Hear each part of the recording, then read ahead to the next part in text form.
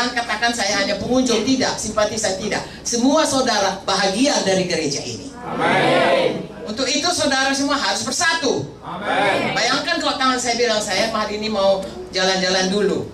Lalu tangan kanan saya mau keluar dari saya, kaki saya. Saya datang kemari, nggak ada tangan kanan, nggak ada. Saudara akan berkata, dalam nama Yesus, dalam. Mengerikan kan?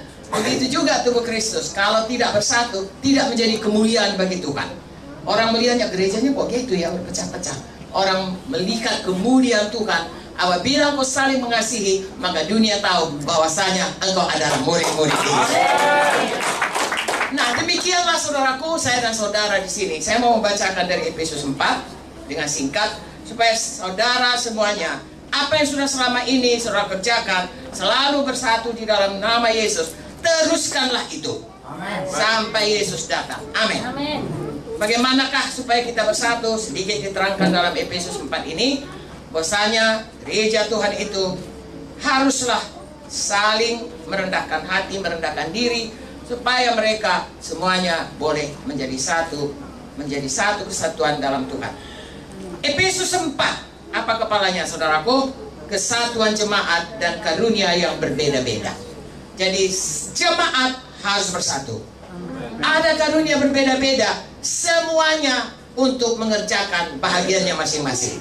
Ada penyanyi, ada pemusik, ada PKS, ada yang berdoa, ada yang melayani badani, dan lain sebagainya. Itu semuanya merupakan satu kesatuan. Amin. Kepalanya Tuhan Yesus. Amin. Wakilnya ataupun representatifnya di dunia ini Tuhan memberikan gembala yang menggembalakan kita. Kalau di sini Bapak Widodo, dibantu oleh saudara-saudara pelayan-pelayan Tuhan lainnya, Ibu Widodo dan lain sebagainya. Amin. Amin. Apakah yang harus kita lakukan supaya kita bersatu? Ini sedikit ayat ini supaya kita praktekkan dalam hidup kita. Efesus 4 ayat 1 sampai 6. Sama-sama kita baca. Saudara bisa lihat? Amin. Sama-sama. 1, 2, 3. Sebab itu aku menasihatkan kamu, aku orang yang dipenjarakan karena Tuhan, supaya hidupmu sebagai orang-orang yang telah dipanggil berpadanan dengan panggilan itu. Hendaklah kamu selalu rendah hati, lemah lembut, sabar, tunjukkanlah kasihmu dalam hal saling membantu. Lalu berusahalah memelihara kesatuan roh oleh ikatan damai sejahtera. Satu tubuh, satu roh, sebagaimana kamu telah dipanggil kepada satu pengharapan yang terkandung dalam panggilanmu. Satu Tuhan, satu iman, satu baptisan, satu Allah, Bapa dari semua, Allah di atas semua, dan oleh semua, dan di dalam semua. Dengan perkataan lain, perkataan yang sering kita dengar, satu, satu, satu. Artinya saudaraku, kita di sini harus berusaha memelihara kesatuan. Amin. Ada banyak sini dikatakan, hendaklah kamu selalu rendah hati, sebab kalau sombong itu dari Lucifer. Sudah tahu Lucifer itu kerjanya berontak.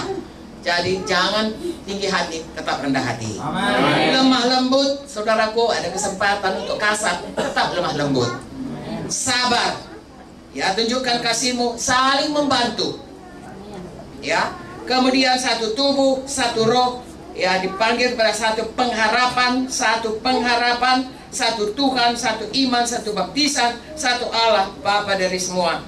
Saudaraku, itu sebabnya kita belajar supaya kita diajari dalam segala perkara hal-hal yang disebutkan ini jadi dalam hidup kita. Amin. Tidak cukup malam ini untuk menceritakannya, tapi saya percaya Roh Kudus sudah mengatakan kepada kita, bahagian kita selalu menjaga persatuan.